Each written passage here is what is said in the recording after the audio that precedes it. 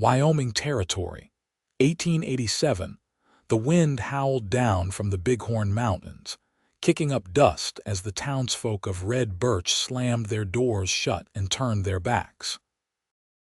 Brielle Boone stood in the street with nothing but a threadbare shawl over her shoulders and a carpetbag clutched tight in her hands. The door to the boarding house she had paid 3 months ahead to stay in slammed behind her, and Mrs. Ketterly's voice rang out one last time. "I will not have a woman like you in my house, flaunting yourself like some saloon girl. You're a disgrace to decent women." Brielle didn't speak. She had tried, quietly, respectfully. She had explained again and again that she wasn't trying to draw attention, that her body was simply her own. Full hips, soft arms, a generous bust too much, apparently, for the tight-laced standards of Red Birch. And with no man beside her, no ring on her hand, the whispers only got louder. She stood alone in the road, the dirt clinging to the hem of her skirt, nowhere to go, her lips pressed in a hard line to keep them from trembling. Then came the sound of hooves. The horse was black as coal, hooves thudding hard against the packed earth. The man atop it wore a tan duster, wide-brimmed hat low over his eyes. He pulled the reins gently and dismounted. "Madam," he said, voice low and even. Brielle stiffened.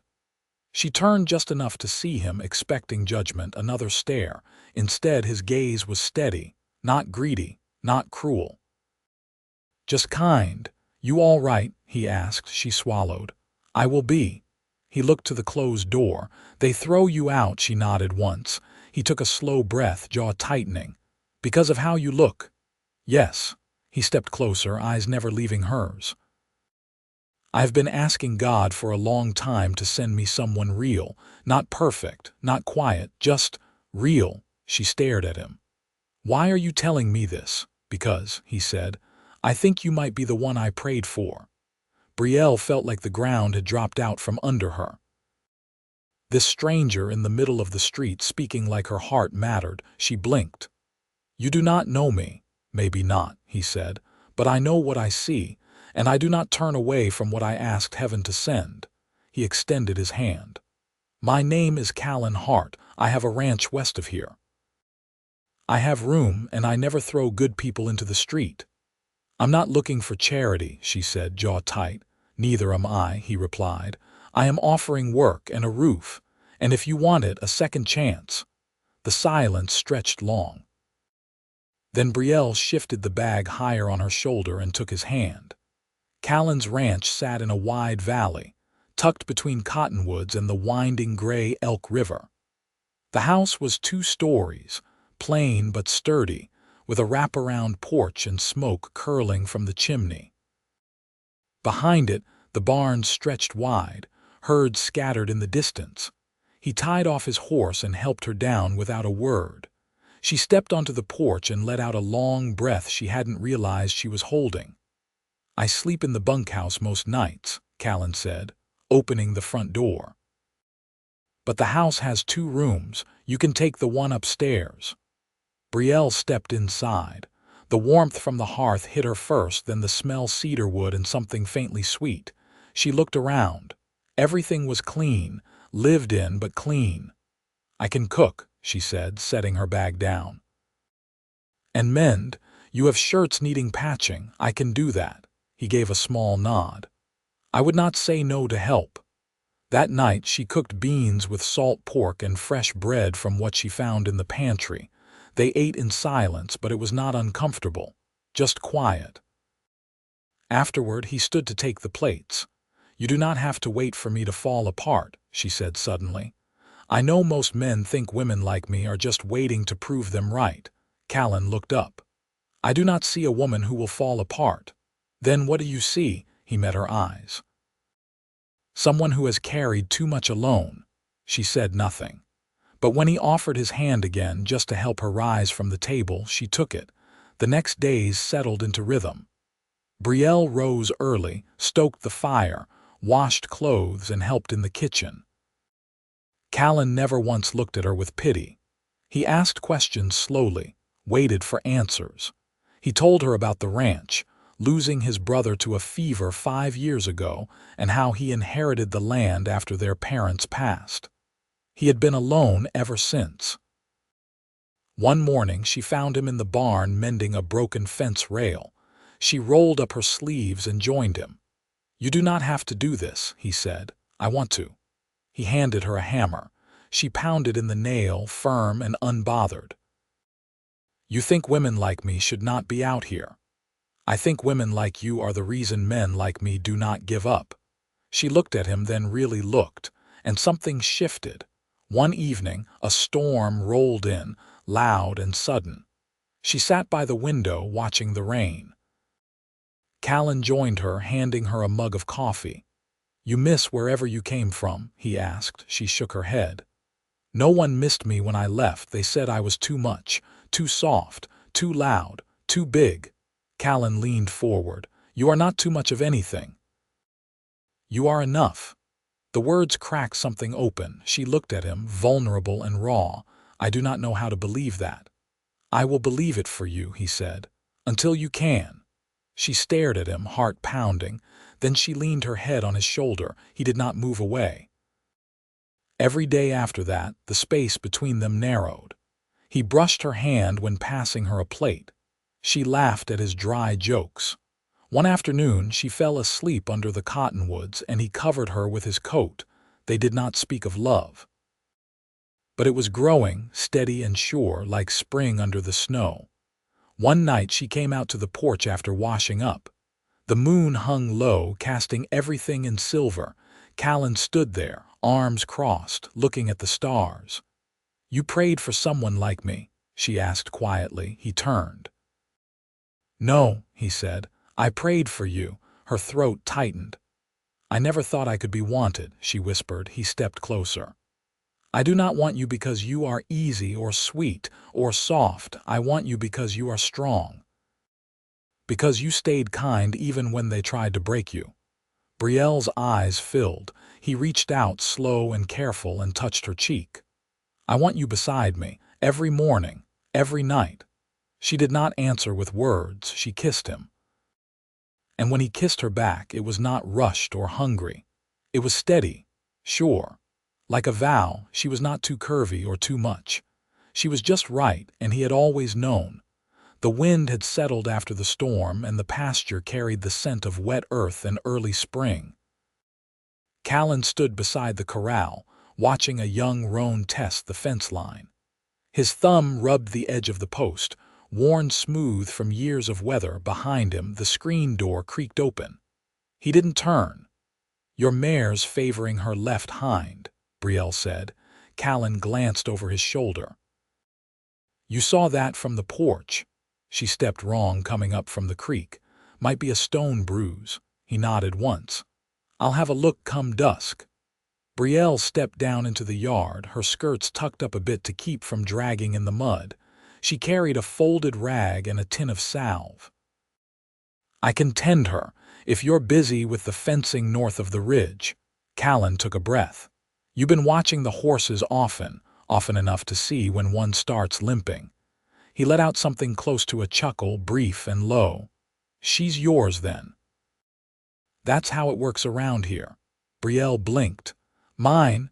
You see her first, you care for her, she's yours." She stayed quiet a moment, looking toward the roan. "I've never had anything that was mine."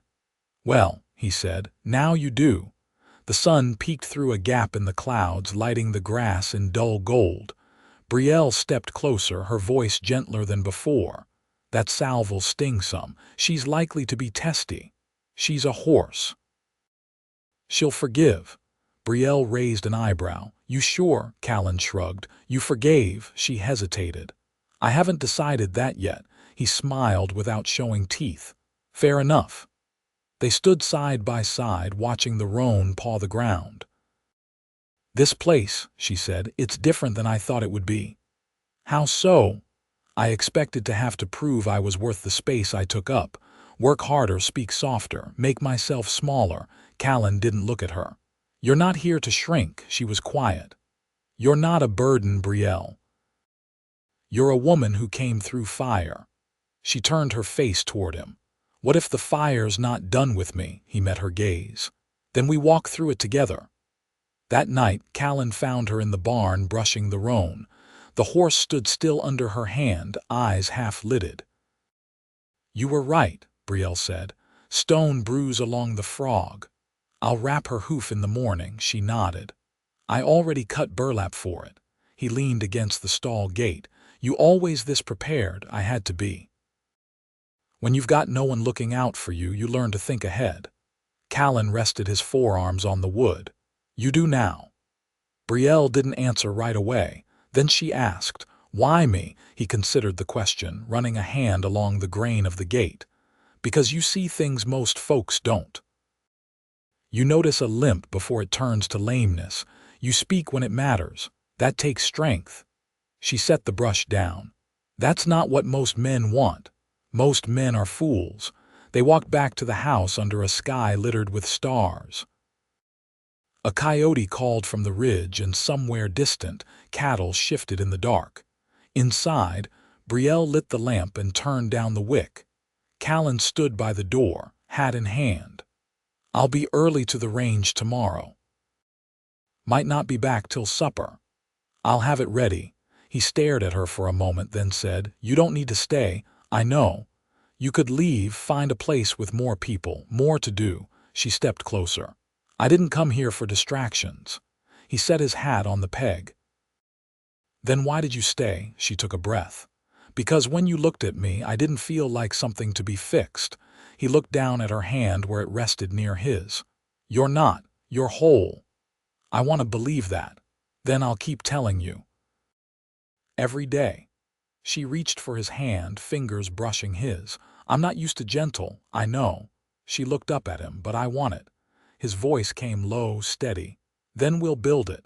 She leaned in, forehead resting against his chest for the first time. He wrapped an arm around her, careful, like he was holding something sacred. Neither of them spoke. But in the hush of the room, in the warmth between them, something settled, not loud, not sudden, just sure.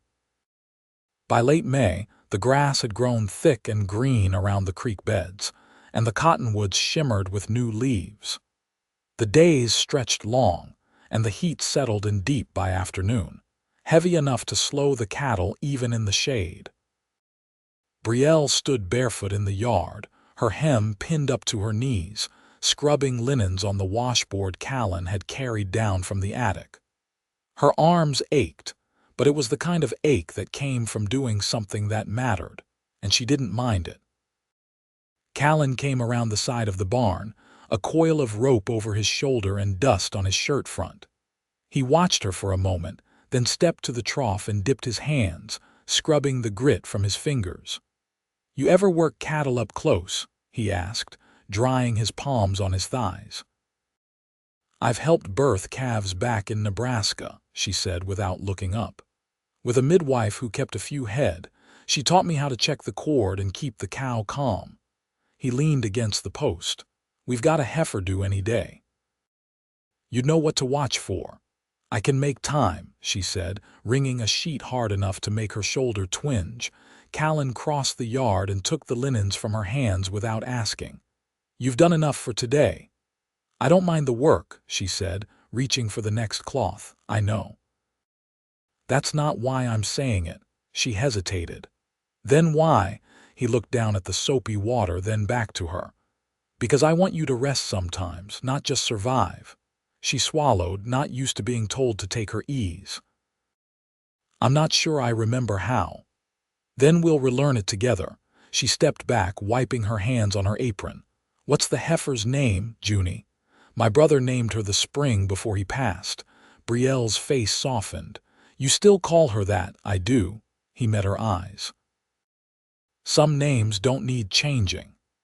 That evening they sat on the porch, the boards warm beneath their feet, watching a thunderhead gather over the western ridge. Brielle had her mending in her lap, a tear in Callen's cuff she hadn't noticed until he'd reached for the firewood earlier. You ever think about going back east? He asked. Not anymore. Why? She kept her eyes on the thread. The only thing waiting for me there is the sound of doors closing. Callen nodded slowly. I figured as much. She glanced at him. You ever think about marrying? He was quiet for a beat. I did, once, years ago. What happened? She didn't want quiet land and a man who kept more to himself than he should. Brielle tied off the stitch. She was a fool then. He turned toward her. What about you? You ever come close? She shook her head. Not once. Not even someone who tried courting you. Plenty tried. None could see past what they wanted me to be. He rested his hand on the railing. And what do you want to be, Brielle? She folded the shirt and looked out across the pasture. The light had gone soft gold, the cattle lowing in the distance. I want to be safe. I want to stand in a room and not brace for someone to tell me I don't belong there. You belong here. She looked at him then, really looked. You sure of that? I've never been more certain of anything. They sat in silence for a while, the kind that didn't press or ache, just breathed. Later, as the first drops of rain began to fall, Callen rose and held out his hand. She took it, her fingers fitting against his like they'd always meant to. Come inside, he said.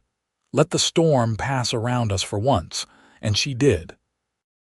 The heifer dropped her calf before dawn, and Brielle was there to see it, crouched in the straw with her sleeves rolled and her braids sliding down her back. She coaxed gently through the worst of it, her hand steady beneath the cow's flank, her voice low and firm. When the calf came wet and slipped soft, all legs and tremble, she cleared its nose and rubbed it down with burlap until it gave its first bleat. Callen leaned in the stall doorway, quiet. He didn't offer to help. He didn't need to. You're good at this, he said once the calf was upright, wobbling toward its mother. Brielle wiped her hands on her apron. I like things that don't lie about what they need. Not many would have known how to handle that breach. I watched a lot of births in Nebraska. Animals, women, both the same in that way. Pain don't wait for permission. Callen stepped inside, careful not to spook the cow. You ever want children? Brielle's mouth twitched, not quite a smile, not quite a frown. I used to. What stopped you? People saying I'd be a burden. That no man would want to raise a family with a woman who takes up too much room in a church pew. Callen's brow lowered. Those same people ever hold a crying child through the night? No, they just talked loud and listened little. He looked toward the calf, still unsteady on its legs. You'd be a good mother, Brielle. She stood slowly, brushing straw from her skirt. Don't say that unless you mean it.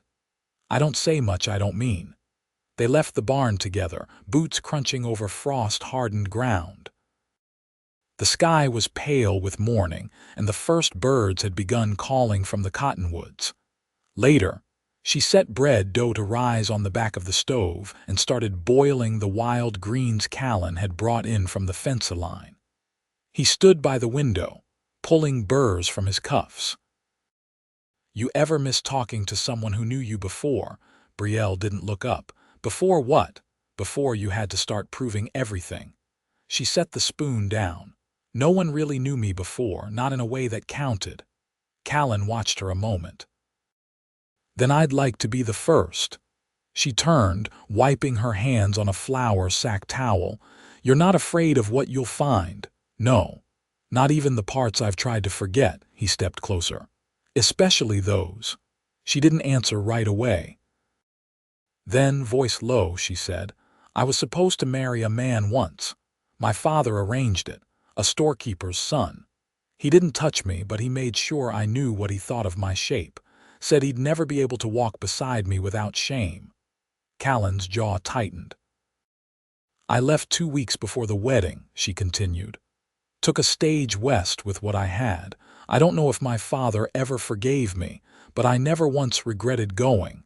You don't have to be ashamed of that. I'm not. I just forget sometimes that I still carry the bruise. Callen reached for her hand, warm and calloused. Let me carry some of it. She let him.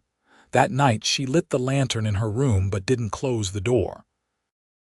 The hallway cooled as the fire died low downstairs, and somewhere outside, the creek whispered against its banks. Callen came up the stairs slow, his steps deliberate on the worn wood. He paused in the doorway. "You sure?" Brielle met his eyes. "I'm not afraid of Gentle anymore." He stepped inside, and she closed the door behind him. Not against the world, but around what they were building. When morning came, she woke with her head against his shoulder, his hand resting quiet over hers. The light through the curtains was soft, and outside the ranch stirred to life. Brielle rose and dressed, her heartbeat steady. Downstairs, she brewed coffee and cracked eggs into a skillet. When Callen joined her, his shirt sleeves rolled and his hair still damp from a quick wash, she handed him a plate without a word. He sat, took a bite, and looked at her across the table. "You know," he said, "you laugh different now." She raised a brow. "Do I? It's not guarded anymore." She thought about that, then nodded. "Feels different, too."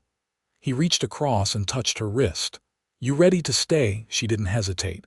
"I already have, and that was enough." The summer came in slow, with long days that hummed with bees and the rustle of wind through cotton. The fields were thick with alfalfa, and the cattle wandered farther now, grazing until dusk. Brielle had taken to walking the fence lines around midday, a wide-brimmed hat shading her face, a ledger book tucked beneath her arm to track repairs and strays. She didn't ask Callen for the task. She simply took it up, and he didn't question her. One afternoon, he rode out to meet her near the south pasture, where a new gate had started to sag. He dismounted and walked the last few steps, watching her kneel by the post, measuring with a strip of twine and marking the wood with charcoal. "You've got a good eye for angles," he said, tying off his reins.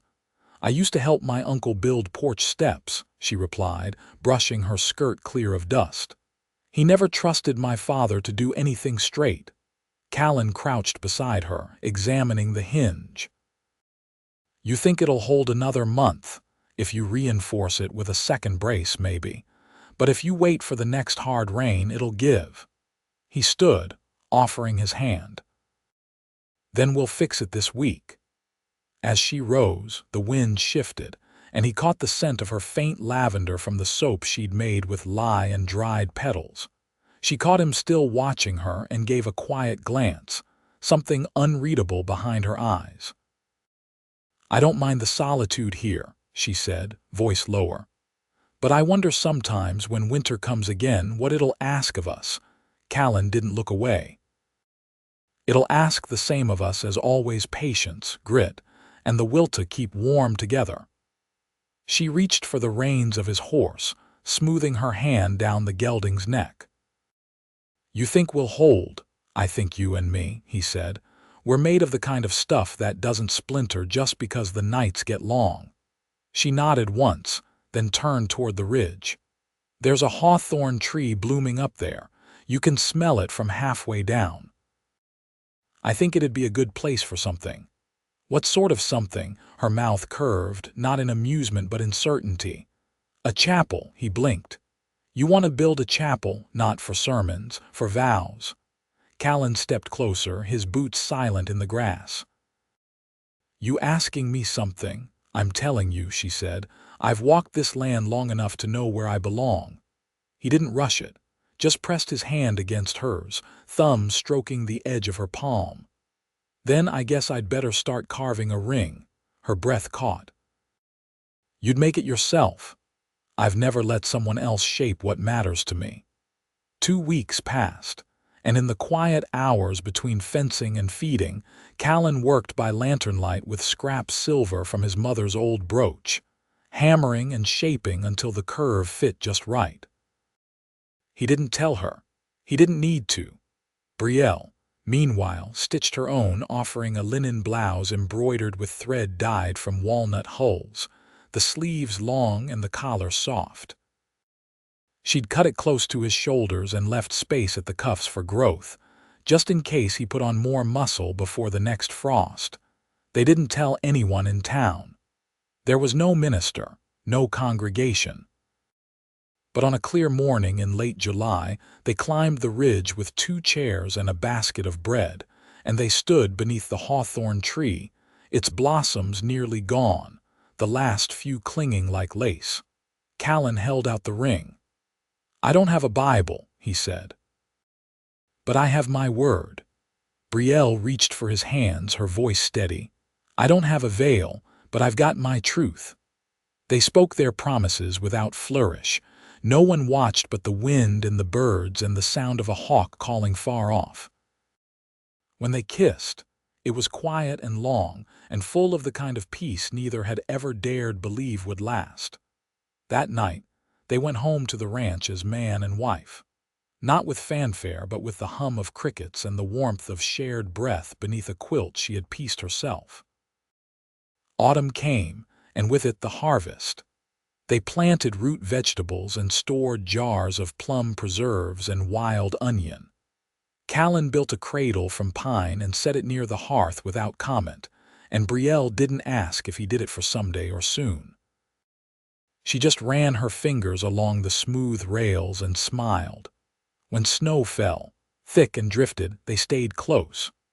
She read aloud from the almanac while he carved wooden spoons, and on Sundays they danced slow in the kitchen, her feet atop his boots, the fire crackling behind them. By spring, the cradle was full. Their daughter came into the world with a cry loud enough to startle the chickens, and Callen wept without shame when he first held her. Brielle, pale and strong, rested her head against his chest and whispered her name, Hazel. Years passed. The ranch grew. So did the family. Another child, a boy this time reborn with his mother's calm eyes and his father's quiet strength. They built a second house nearby for hired help, and the land flourished under their shared hands. Folks in red birch stopped whispering when Brielle came to town. Some even asked her advice. She gave it freely, without bitterness. Callen never stopped reaching for her hand when they walked, never stopped brushing the hair from her cheek when she read by firelight. And Brielle, who had once been told she was too much, now filled every room with a steadiness that made others feel safe. They grew old together beneath the Wyoming sky, raising children who knew how to work hard and love harder. And when the time came to carve a stone for themselves, they asked only for 2 words: built together.